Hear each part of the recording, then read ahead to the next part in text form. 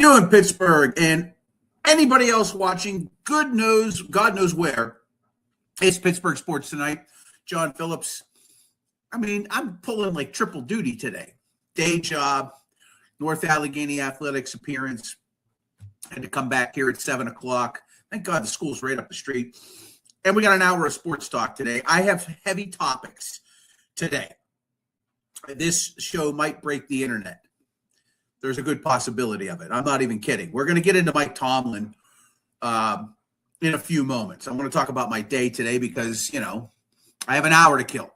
And monster day today for me. Put some people to work locally. I work with a halfway house here in the city of Pittsburgh to put people to work. And it's a challenge. It's a challenge to just put anybody to work in this day and age. But today was quite a morning for me. Normally I get people working and then I'm on my way. Well, I had an individual who thought he could go on a construction site with some Nikes. So I had to deal with that today. And of course, a couple hours later, I'm planning a trip to Memphis, Tennessee next week. So Sunday, Monday, Tuesday, and back Wednesday, Pittsburgh Sports Tonight. We'll see how things play out for next week. I don't know if I'll have 3 shows. I'm going to try. But I got to go to Memphis, Tennessee on Sunday. And excited. Haven't been down to Memphis in 16 years. And that was, I actually watched the only time I've ever actually been in Memphis was for Super Bowl 45. I had a business in Nashville and flew in a day early so I could watch the Super Bowl with a friend who I haven't spoken to in years. Watched it at his home in Memphis. And I kind of touched Memphis back in 2024 briefly. I drove to the airport. They were having a big expansion out there at the FedEx facility. But I really haven't been to Memphis in 16 years, and albeit this will be a short trip, 3 days, a couple days. We'll take in some things there in Memphis and Arkansas and Tunica maybe. Who knows? We're going to be hitting some spots to just for work related, but excited about going to Memphis. But today was a crazy day, and in the midst of a bunch of different things, every once in a while, when I have a moment, I like to check my X account just because I know there's a lot of news on there that I can get to that, try to keeps me updated with things. I can tell you right now, I follow this one particular account. His name is Scarps on X. His name is Ryan Scarpino. He is a Pittsburgh guy who worked for the Steelers for about 7 years as a media relations liaison. Good guy, real solid guy. I like Scarps. He was there during my time at the Fan, was always helpful, especially when it came to stuff in Latrobe or over on the South Side when I was working at the Fan. Quick to get a press credential together, happy to put interviews together, real helpful individual. And he's a great follow on X. And today he had a post that I thought was quite interesting. Good evening, Mean Green. Good to see you tonight, as well as Adam. Nice for you two to check in. Thank you so much, gentlemen. So I saw this post this afternoon. He posted it around 11:24. I can't remember what time it was exactly that I saw it. It was probably early afternoon, mid-afternoon. Might have been 4 o'clock, 5 o'clock even. And he said that I'm still surprised Mike T didn't do any media following him stepping away. He had the job as long as he wanted it, which are facts. There was no hot seat, also very true. He wasn't run out of town, a false narrative that certain people want to claim. His right to not say much, but thought there be money more than just a statement. And, I started, like anything else, you start to kind of read some of the comments. And I saw a few of these comments, and one in particular caught my attention from this individual who has, no real following, but, has no avatar, has no background on his main page. And he says, who was the last NFL head coach who did a press conference interview after resigning, firing? That doesn't happen anymore. And immediately I'm like, well, Bill Cowher and Chuck Noll both did pressers after stepping down. which is true. They both did press conferences afterwards, right? Knoll retiring and Cowher resigning, right? We'll get into those topics here in a moment, tie this all together. So he shoots back, doesn't answer my question. Right? He's referring to 80s, 90s, then you prove my point. I said it doesn't.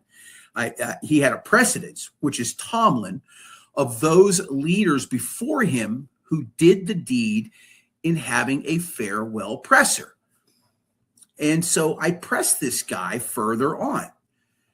He brings up Sean Payton when he stepped away from when he stepped away with the New Orleans Saints. I said, who cares what other coaches at other teams did? This is Pittsburgh, and these coaches represented the Steelers. I said, Tomlin can go pound it. And I said this afterwards as well when he decided he wasn't doing a press conference. He is arrogant. He's an egomaniac.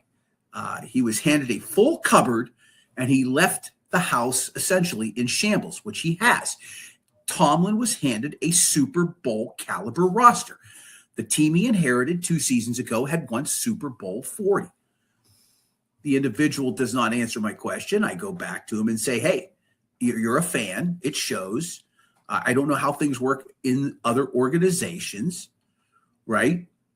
And I said, you have no idea how things work in that organization, that being Pittsburgh. And then I asked him again, I said, did they resign on their own terms? And he couldn't answer that. So, this topic has obviously been on the minds of a lot of people here since Mike Tomlin resigned. And look, here's the skinny. Okay, I'm not going to be breaking anything earth-shattering today, but I want to make it real clear to people who don't quite understand how the Steelers organization works, or in some other cases, just professional sports teams in terms of how they handle internal things. Okay, we'll start with Chuck Noll, the Emperor Chaz Henry Noll, right? 21 seasons at the helm. And, 4 Super Bowls, talk about whatever it is that you want. Greatest head coach in the franchise's history, bar none. You can debate who's second. Noll is at the top and always will be. When 1991 season came to an end, when this 91 season came to an end, Dan Rooney, and I wasn't covering sports at that time in Pittsburgh. I was still in college, but I was starting to kind of work my way into some jobs, but was not covering anything full-time in Pittsburgh at that moment. Dan Rooney went to Chuck Noll and basically told him, your time is done. Your time is done as head coach. It is time for you to move on. Chuck Noll didn't retire on his own accord. He was told to retire. He was told that he was done. And the team planned accordingly. They had a press conference. They had a big announcement. Chuck was there. Said it was time to move on with my life's work. That was the famous quote from that interview, that press conference. I played that on the fan on the night Chuck died, which I believe was 2014. It was during Pirates season. Dan Zangrilli was doing post game at the time. I was working and doing updates at the fan. It might have been 2015 even. And I come walking into the studio. It was like the Pirate game had just ended. I can't remember who they were playing. But it was during the baseball season. I come walking in, and Dan's like, I got news for you. We're changing gears. I was like, what? Chuck Noll just died. Okay. And I remember pulling sound from the CBS radio archives of him at that press conference. The fact of the matter is that Chuck Noll was told to retire. He was told he was done. That's how Dan Rooney handled that scenario. They bring Bill Cowher in. A couple years later, I graduate. I start working in Pittsburgh. I end up on Arbor Boulevard. I'm working at AM 1250, and they were the Steelers' flagship at the time. I get a chance to interview Bill Cowher in his 3rd season. I covered his rookie season at Edinburgh when they came to Edinburgh and Sox Harrison Stadium, his first scrimmage with an opposing team was the Buffalo Bills in Edinburgh. I happened to cover that. It was big for me in 92. Here I am in 94 interviewing this guy. Let's go down the road 11 years later. Chuck Noll Bill Cowher has finally won a Super Bowl, right? He's finally gotten over the hump, right? What was the big thing with Cowher? He couldn't win a conference championship game, and especially at home, right? He beat Indianapolis, obviously, in 95, but it took him another decade to win again, and that was on the road, right? They won the AFC Championship game in Denver that year. This was Ben's second season, and they go on to win the Super Bowl. He has another season in 06. The team does not make the playoffs, and Bill is in this position where he wants more money. And whatever the amount of money it was, Dan Rooney said no. Dan Rooney said no. And that's when Bill Cowher decided, I'm going to go work in television. And he resigned, right? He resigned from the position. There was somebody at the press conference afterwards that said, do you look, was either the comment was, do you look stressed, or something that agitated Bill, and he shot back, do I look like I'm stressed? Or do I can't remember the comment exactly, but that was at his post-game presser, or his resignation presser. Both these coaches held press conferences. Mean Green says, I think if there is a coach who surpasses Noll, would have to win more than 4 Super Bowls. Most likely. I would agree. Ralph Williams checking in said Noll never got the respect that he deserved. I don't know if that's true, Ralph. Thanks for checking in. I don't know if that's true. He won 4, right? I mean, look, Tom Landry won 2, and, the great Vince Lombardi, of course, won the first 2 Super Bowls, but he had so many NFL titles prior to that. I think Noll, Bill Walsh, he had 3. He had a great run, obviously, with San Francisco, 3 or 4. I can't remember if it was 3 or 4. I think it was actually 4. I think Noll probably maybe isn't looked at as top 5. I'll agree with you in that capacity, Ralph. I think he does get a good deal of respect because he was the first to win 4, and he was the only one to win 4 for a long time. But Chuck Noll had to step away because Dan Rooney told him to.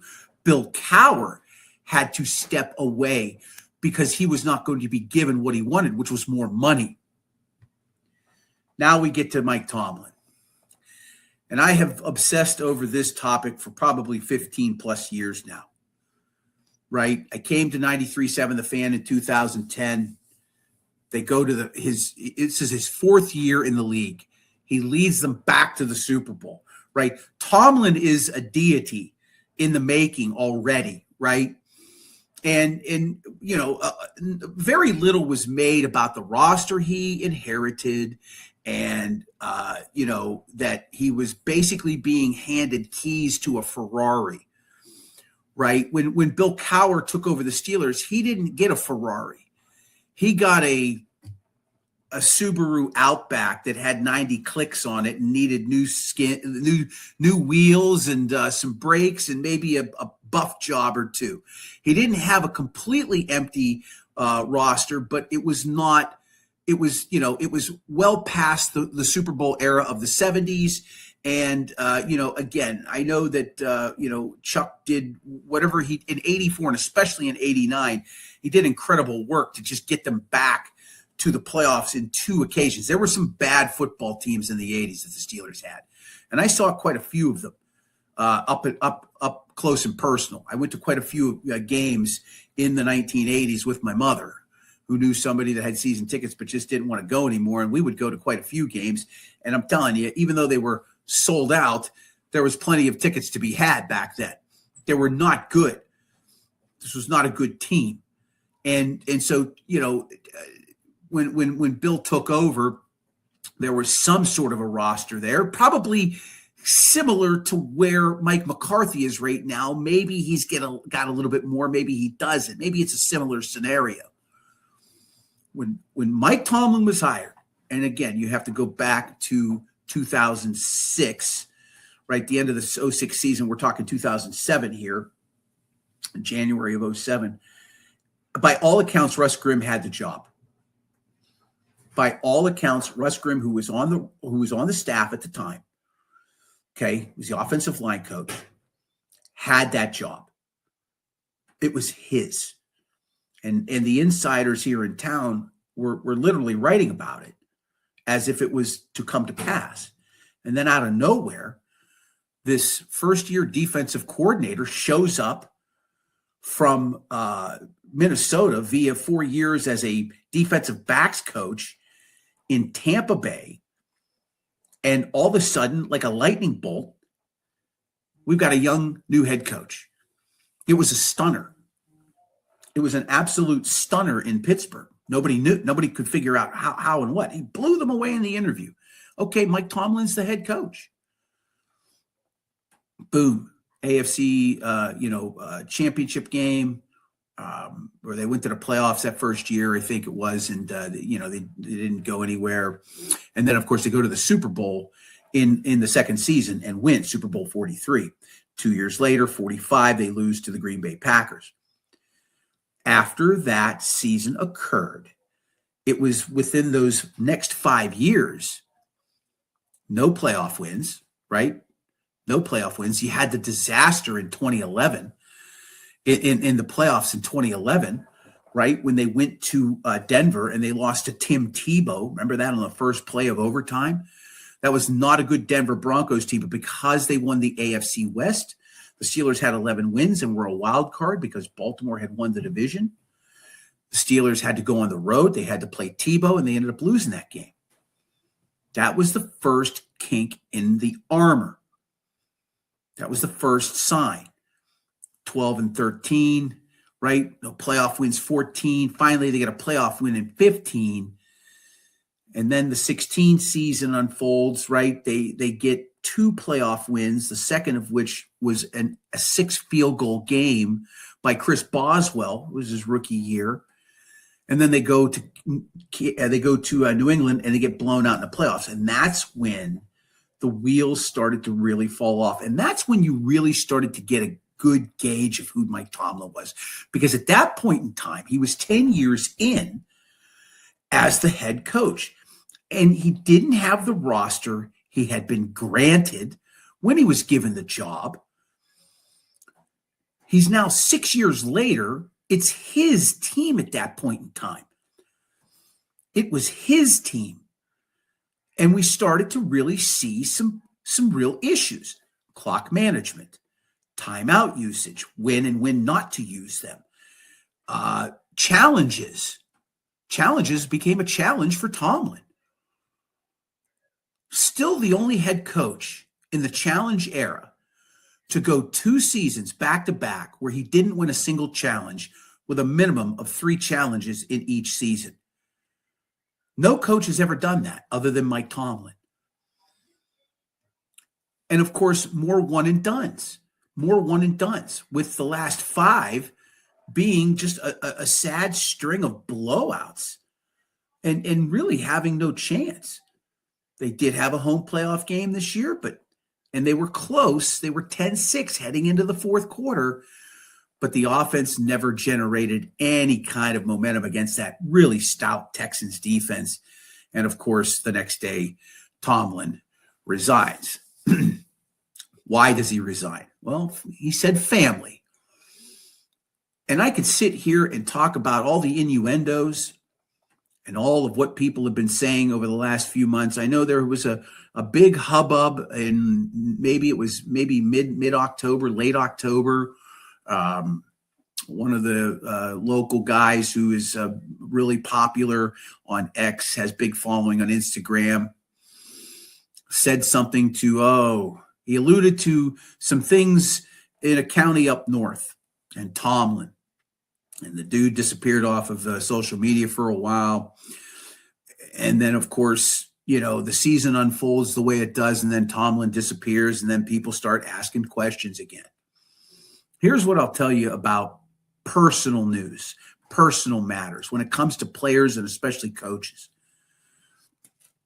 A lot of people like to say things on social media. Doesn't make it always true. Are rumors true? I don't know. When it comes to personal matters of a player or a coach, I have always taken the line that it's none of my business. Unless that individual makes it public matter to somebody like myself and to a lot of people who cover the team, it's nothing that we're going to discuss publicly or go and dig into. It's not our job. Our job is X's and O's. Our job is opinion related to the job that the person is dealing with. Okay. I know for a fact that somebody of high profile nature in the Pirates organization lost their job because they had an affair with someone. I know for a fact that somebody who worked in the front office at the Pittsburgh Steelers had an affair with a woman while he was married, lost his job. That was never discussed publicly. It was never discussed publicly. These rumors that Mike Tomlin had said about him were also said about his predecessor. But it was never discussed publicly because it's a personal matter. We live in this era of TMZ and gotcha, and you got to get it now, and sensationalism, and all of these other things. But I think it has always been a fair stance to take when it comes to rumors and innuendos to be left in that manner. To be left in that manner. Whatever somebody is outside of their job, I don't particularly care. It may get discussed amongst members of the media, personally, internally, as a, hey, did you hear this? Did you hear that? I heard this. I heard that. But it's never going to make the light of day. Case in point, Ben Roethlisberger. I brought this up last week when the whole Joey Porter thing went down. Ben Roethlisberger in 2005, after he won the Super Bowl, was out and about on his motorbike, driving around Pittsburgh with no helmet. Got into an accident. Wasn't his fault. Some woman hit him. Well, he had a whole bunch of lacerations on his head. He had to go to the hospital. It was not pretty. He didn't die, but he was driving around on a motorbike, speeding around, and got into an accident. Wasn't his fault, but he had serious injuries enough that, they had to stitch him up, and the Rooneys had to come in and say to Ben, stop it. You can't behave in this manner. Quarterback says, okay. And if you go on X and can find John Steigerwald, you will see that he tweeted about this recently. Shortly after that happened, I don't know what the time frame was. I think it was a month or two or a few months after this had happened. Ben Roethlisberger gets on his motorbike, his speed bike, and gets caught driving and speeding again. Gets caught speeding again. Channel 2 had a camera crew out there, caught him in the act. Roethlisberger flips the cameraman off. They take the tape back to Channel 2, and the news director at the time said this tape will never see the light of day. That is a true story. That is a true story. And if you don't believe me, go find John Steigerwald's X page or go find his YouTube account. He just talked about it last week when all of that went down. These things happen. And in a lot of cases, they don't see the light of day. And that's just, how it is. And I'm okay with all of that. Again, rumors and innuendos can stay in that realm. I want to talk about what's going on between the lines. I want to talk about what's going on with a head coach. And that's where it should be. Okay.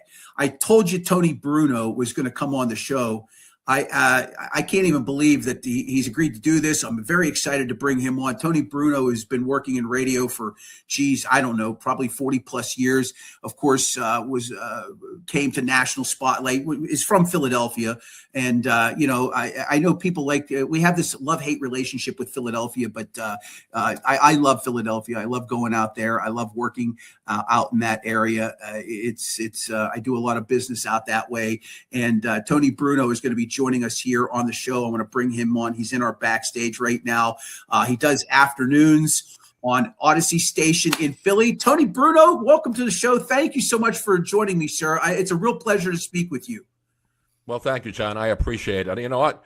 Pittsburgh, people don't realize that Pittsburgh and Philadelphia may as well be worlds apart. You know, we always talk about the rivalry and with the Penguins and the Flyers, and baseball with the Phillies and the Pirates. You know, there's a lot of great, obviously the Steelers and the Eagles who play every year in preseason.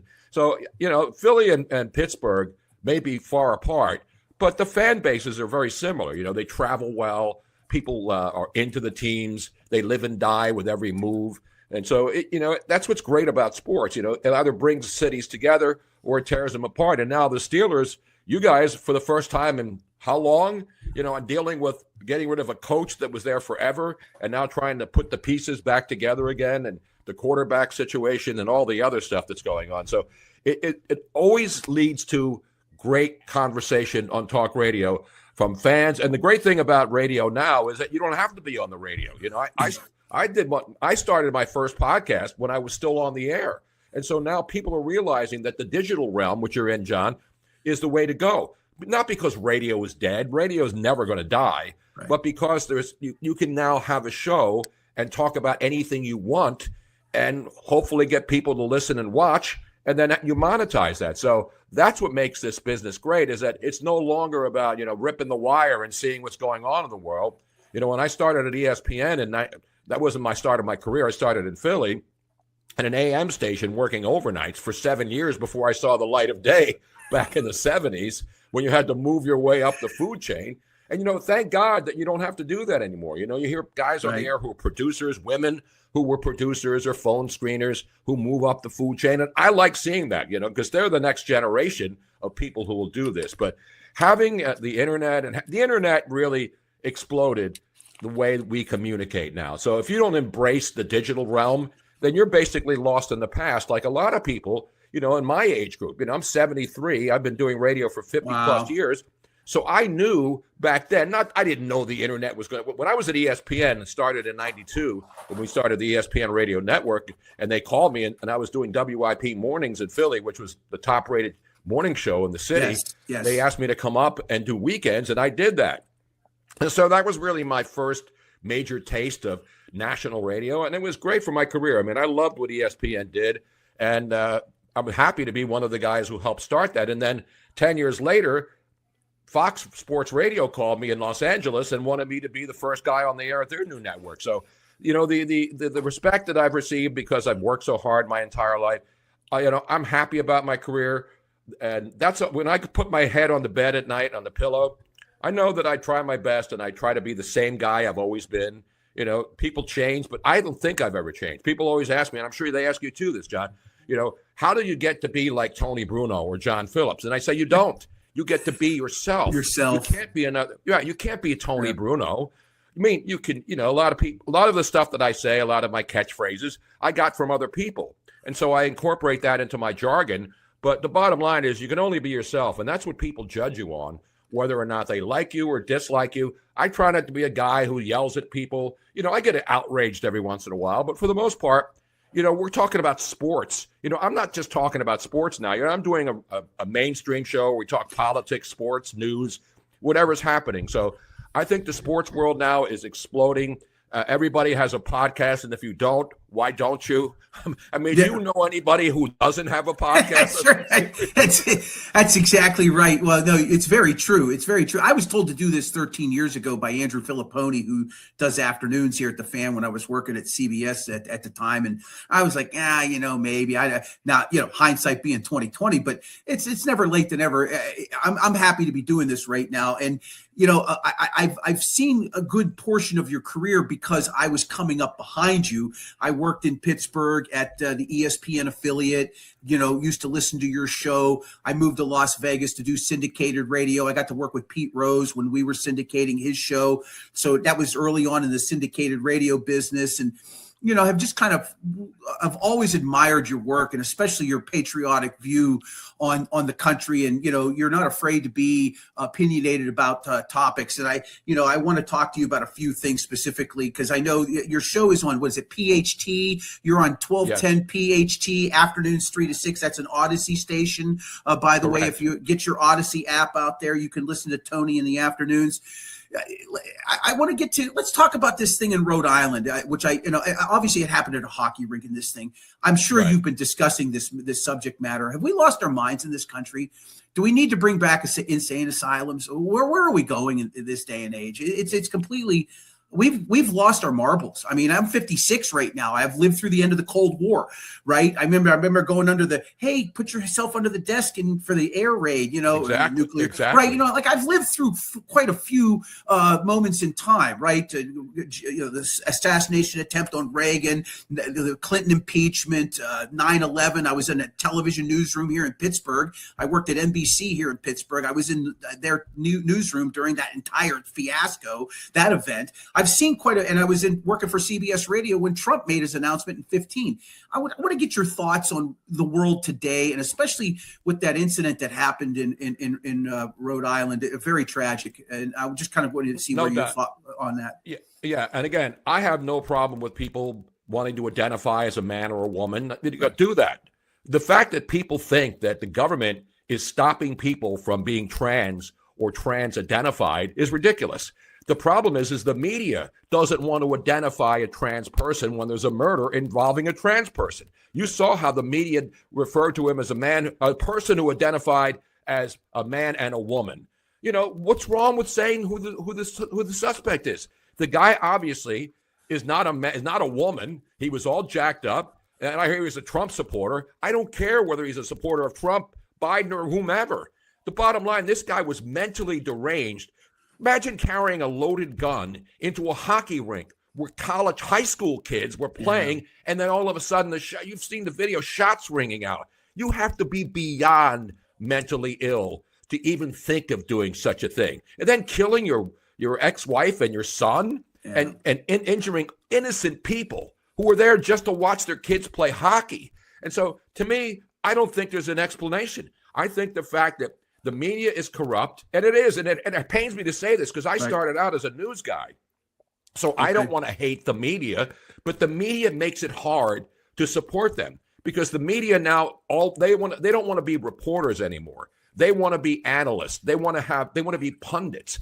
And there's a difference. When I started doing news, I wasn't allowed to give opinions after a story. I did the news, I gave the facts, and then later when I progressed and became more cognizant, interviewing 5 presidents and interviewing all the sports people that I did, I learned how to get the facts first and then make an opinion afterwards. At ESPN, we got the facts first, we got the scores, and then we would talk to interviews, but we never really, got into heated debates about sports back in the 90s. Because back then the world was different. We didn't even have internet. We didn't have phone calls.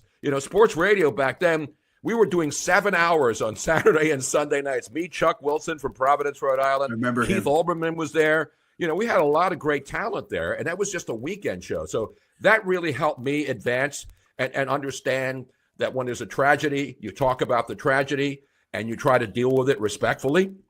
But the fact that the media and all of these political leaders who are afraid to explain what happened, that's the problem.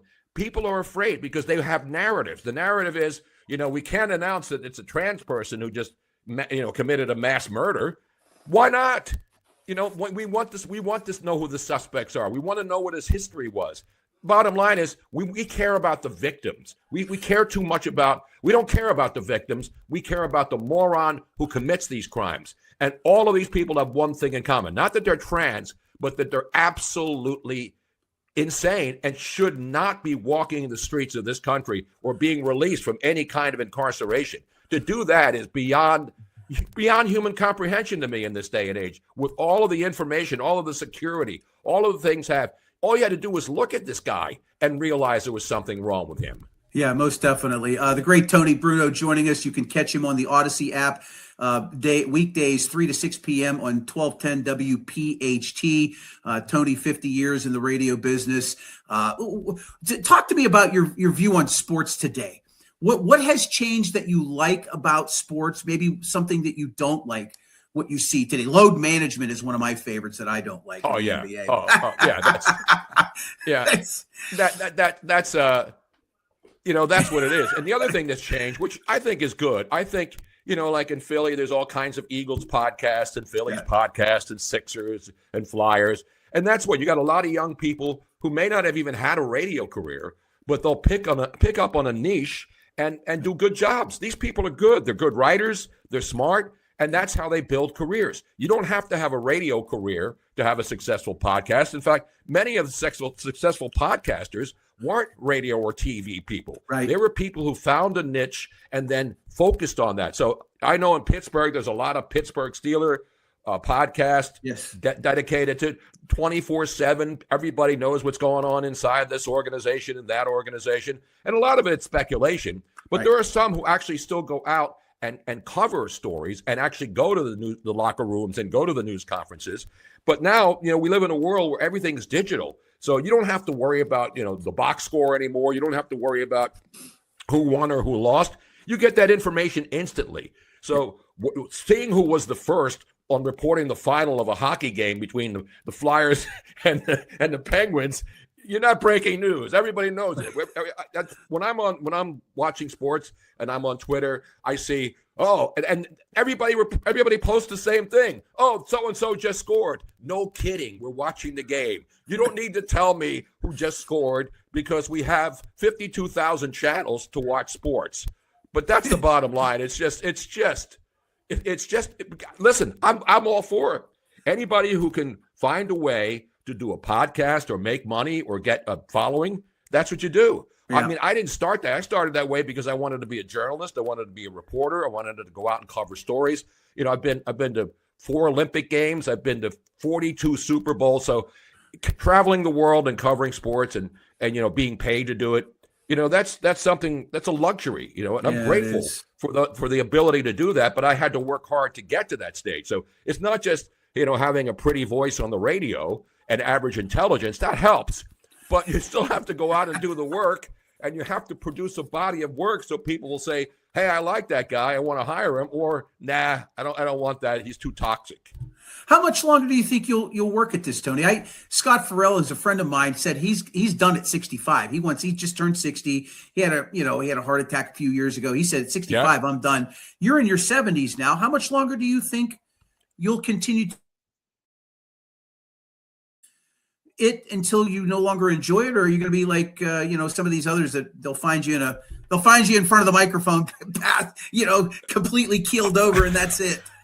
Well, I was pretty much semi-retired when I moved to Florida because I grew up in Philly. I worked in Philly. I worked in Birmingham, Alabama, early in my career for 2 years back in the 70s when Bear Bryant and Ralph Shook Jordan were the coaches down there. So I learned a lot down there. I know Scotty Farrell really, really well. He's a great friend. Another guy from the area who knows all sports, and he's a great, great friend. And I talk to him a lot.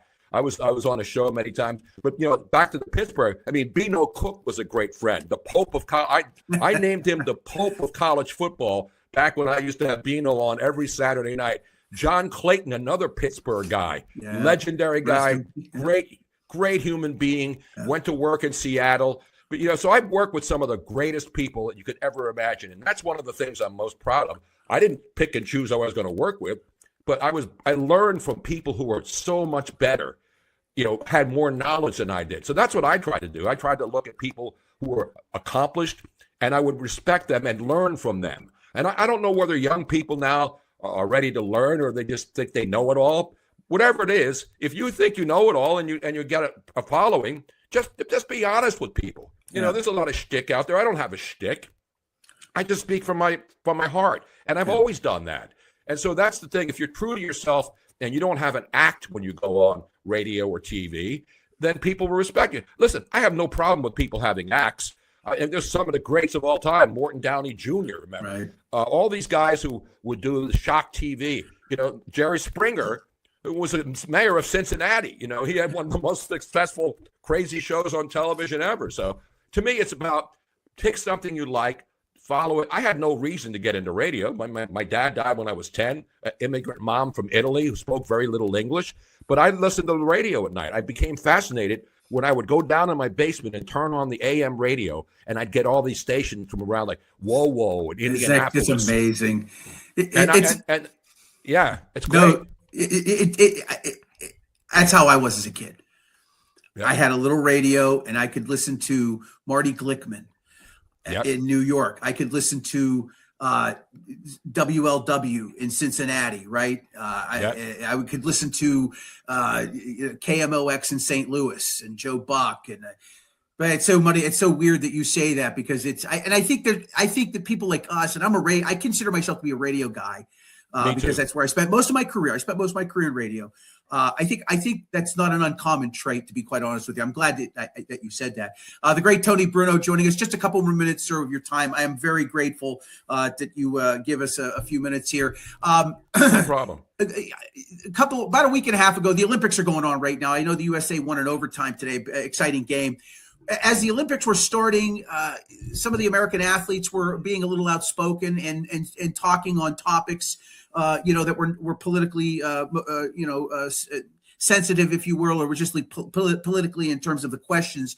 And Boomer Esiason, who of course does mornings on CBS at 66 WFAN, said that maybe they should just be quiet. I took the other stance. Since 1968, and maybe even prior to that, 1960, with Cassius Clay, who later came out to speak out against the Vietnam War, professional athletes and politics have been a part of our fabric for probably 60, 70 years here. Yep. I didn't necessarily agree with that opinion. I wanted to see how you feel about athletes on a global stage or even on a national stage. Steve Kerr is very opinionated and will speak about politics, if you will. How do you feel about athletes and politics? Is that a no-go zone, or is it open? Is it open game for everybody? Well, it's open game for everybody. Now, I think talking about the Olympics, a lot of these young athletes are up there. And when I heard, the skater who lost last night, the woman from Plano, Texas, she lost. She wound up finishing 13th. She was a medalist. I'm not happy that she tripped and fell. I don't root against any athletes. But the problem is we have media people who go to the Olympics. They get a credential, and their purpose is to ask questions about what they think about the president of the United States and the United States as a country and how we treat our people. You never hear any of the athletes being asked of foreign countries, what do you think about what's going on in China? They don't ask the athletes that. But I think all the cuts that you saw from these athletes, American athletes, who were asked political questions, their answers were inane for the most part, because they have no idea what they're talking about. They just listen to what their friends tell them. And that's what a lot of young people do today. And I'm not saying because I'm an old guy and I'm yelling at you, get off my lawn. I'm just saying is you can't ask people who really have no idea how government works, how the Constitution works, how the woman who lost, who was a member of the gay community, no one asked her, what part of you being gay have you been stopped from mentioning? What gay person has been stopped or not allowed to be openly gay or profess their gayness? It's a fallacy. It doesn't exist. Yeah, it doesn't exist. You're right. No doubt. And the woman skater you were referring to was Amber Glenn. I had forgotten her name. Amber Glenn, yes. Yeah, exactly. Amber Glenn. Tony Bruno, thank you so much. I could keep you on here forever, but I'm sure that there'd be a cease and desist order sent immediately. I can't thank you enough. This is great. I'm feeling better. I've been going through health issues for the last 6 months, but I'm taking medication, so I have good days and bad days, but I'm just happy to be alive. And as far as working till I die, I don't know. I just do it. People call me and say, hey, you want to do this? And then I can't say no. So I still like it because, it's talking. It's talking, but I try to get information. I don't just go onto a show and just wing it. You can't wing facts. If people know, especially in sports and especially in politics, if you don't know what you're talking about, people get that right away. So you can't fake this stuff. You got to prepare if you're doing any kind of organized show. I totally concur. Next time I'm in town, I'm buying at Ishka Bibbles. That's on me. Oh, beautiful. Beautiful. Tony Bruno, thank you. My pleasure. Absolutely. And tell Miss Robin, thank you for getting this scheduled for me. I'm very grateful, Tony. Thank you. No problem. Thank All you. right. Appreciate it. Yeah, absolutely. The great Tony Bruno, 50 plus years in the radio business. How does I'm telling you right now, as somebody who, the radio business it's like anything in media, it'll chew you up and spit you out. And radio, of the three mediums that I grew up on, and maybe Tony will attest to this, it was always print. Print was always the gold standard, television, and then radio was always at the bottom. If you worked in radio, in the media, you were kind of looked at and frowned upon. And as somebody who worked for Bruce Kiden, right, and then I've had my battles over the decades with Bob Smizek, who's long since retired, and Bob didn't write anything nice about me in my career when I was doing evenings over on AM 1250 when it was the sports station in town. The writers in town back then in the 80s and 90s, they commanded the respect, right? They had a lot of the radio jobs. They had a lot of the talk show positions the radio talent did, right? Bruce Kiden was on 1250 AM. Myron Cope, who, of course, famous for working for the Steelers for many decades, he started out as a writer, right? He wrote for Sports Illustrated and wrote for newspapers, and then eventually turned his career to radio and, of course, TV. But a lot of the writers in town all had positions in radio for decades and decades. It's still the case. Is still very much the case. Tony Bruno, can't thank him enough. Amazing career and just great insight. And I'm so thrilled I was able to pull this off. I wasn't sure if I was going to get him or not. And today it just kind of happened in a lightning bolt. Robin got back to me and she said, he'll do it today. I said, okay. Tony Bruno, ladies and gentlemen. Okay, we're trying to deliver guests of, quality here. We get a lot of different guests. We've had some guests so far. We're going to have more guests as the show kind of progresses along. My schedule in my day job is getting pretty bonkers right now. And my concern is my commitment to 3 days a week right now. And I got to sit down and talk with Maddie B at It's a Wrap Sports. Of course, if you didn't know this already, and I should tell you, we are part of the It's a Wrap Sports Network. Maddie B's network of shows can be found at It's a Wrap Sports on Facebook, X, YouTube, Instagram, and TikTok. All kinds of different shows. Philadelphia-centric, I should say. Philadelphia-centric shows, as I should say. Let me take that off of there. And tonight at 8 o'clock, we have the Pittsburgh Sports Desk. That's coming up. I believe Ed's going to be hosting that. Bill Akins will not be hosting the show tonight, but there'll be a group of 2 or 3 people there on that one. And then the final word with Maddie B. Maddie B, of course, is the architect behind It's a Wrap Sports, 5 nights a week at 9 o'clock, Sunday through Thursday. You can check his show out. One of my other personal favorites, mostly because they put me on the show a few weeks ago, is the Philly AM Sports Show, exclusively on Sundays at 9 o'clock with Al Zafiri and Mike Loro. Mike does a Penn State football show during the season as well. But It's a Wrap Sports. Make sure that we get on the air every single night. And I'm excited that I was able to figure out my internet issues. Like, we've got the streaming all figured out. We got nice speed. But my schedule is going to pick up in a hurry for work, which concerns me about still being able to do an hour a night, 3 nights a week. So we're going to take a little bit of a peek at that tomorrow. And I'm hoping to have shows for you next week. I don't know if I'm going to have 3, but I'm going to try. I am going to be on the road in Memphis, Tennessee. I'll be in Arkansas and Mississippi. And it's just going to really depend. And if I end up in Utah come April, you may not hear from me for a while. That's my concern. My job comes first. Like anything else, Tony's been, like he said, he was semi-retired for a while. Opportunity for him to come back into talk radio in Philadelphia was a natural, I'm sure, for him. I don't see myself ever getting offered any radio positions here in Pittsburgh ever again, and that's okay. Even though I could step into a radio booth and talk for 4 hours and entertain and do a great job. This has been a comfort for me. I've enjoyed this immensely. It's almost therapeutic in some areas because I just enjoy conversation and I like telling stories and I like providing my opinion, of which we were talking about the Mike Tomlin story. And one of the posters, I believe it was Mean Green, said, do you think the reason why Tomlin didn't have a press conference after stepping away, did it have more to do with ego or was it something else? Well, I think it was mostly ego. And I also think it had something to do with something else. But it was mostly ego. Tomlin hated the media, despised the media. I don't think he was a big fan of the fans at the end because I think they were demanding something that, look, in this city, with the history and the lineage, 9 seasons without a playoff win is completely unacceptable. In the Super Bowl era, no head coach that has won a Super Bowl went more than 6 seasons without a playoff win before they lost their job. And that was Tom Landry, by the way. Tomlin went 9. And he would have been retained by Art II had he not stepped down. Wrap your head around that for just a moment, folks. Wrap your head around that for just a minute. And think about that. Art Rooney was willing to give it another go and probably extend Tomlin further after 9 seasons without a playoff win. How does that even happen? Where has that ever happened before? It has not.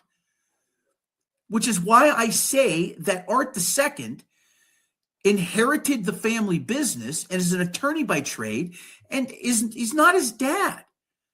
I don't think Art II, I think Art wants to win. He would like to win, but I don't know if he knows how to win as a team president of an NFL franchise, even though he's been in charge for over 20 years.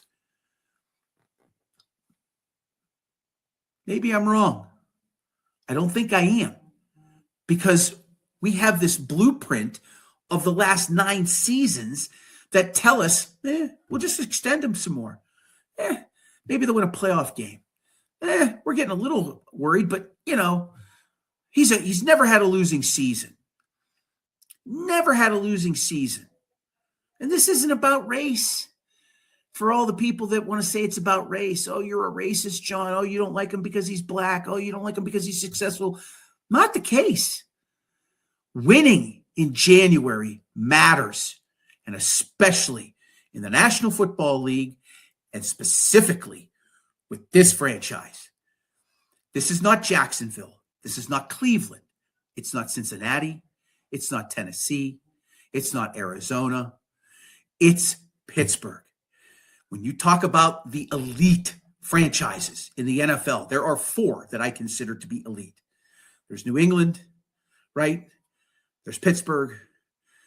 There's Dallas. There's Green Bay. I'll throw San Francisco in there because they got 5. Those are your 5 elite franchises, right? Those are the 5. That is the gold standard in the NFL. They're at the top of the top. They're the ones everybody else wants to be like. We win playoff games here. Mike Tomlin was not doing that.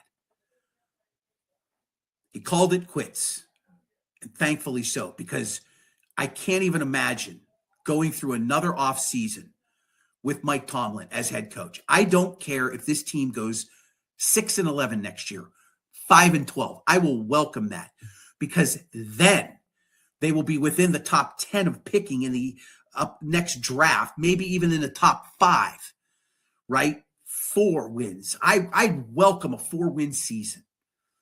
I wouldn't have any problem with it whatsoever, because that's where you get an opportunity to change the course of your franchise with a quarterback. And that's what this team's going to need. They're going to have Aaron Rodgers next year, folks. You can pretty much wrap that up. I know there was a report, or at least I should say, I saw online somebody tossing around the idea that CJ Stroud could be on the trading block in Houston, which to me is nuts. But I did see that today. Look, if that were the case, I'd be interested immediately. You could take our 21st pick, and here's a second rounder, and here's a 4th rounder. I'll give you 4 or 5 picks for him. You've got 12 this year. And you get a contract worked out with that young man. I like C.J. Stroud. I think he's a talented young quarterback. He's won 3 playoff games in 3 years in the NFL, and he won his first road playoff game this year. The kid's got moxie. He's got talent. He's got ability. He's got years ahead of him. If that's even remotely true, and I'm the Steelers, I'm making a phone call to Houston to try to work something out. And then you get with the agent, and then you work out an extension, right? You give him an additional 3 years. You take his 4th year as a rookie, you give him more money, and then however the NFL works that stuff out. I know there would be he's on his rookie deal. You work something out. If that were the case, I don't know if it's true or not, but I did see it from somebody. Okay, I want to thank everybody for being a part of the show this evening. I hope the 40 or so of you that have been flipping in and out through the last hour, checking this out. I appreciate you coming on the stream this evening. I can't thank Tony Bruno enough. Just an absolute legend, solid guy.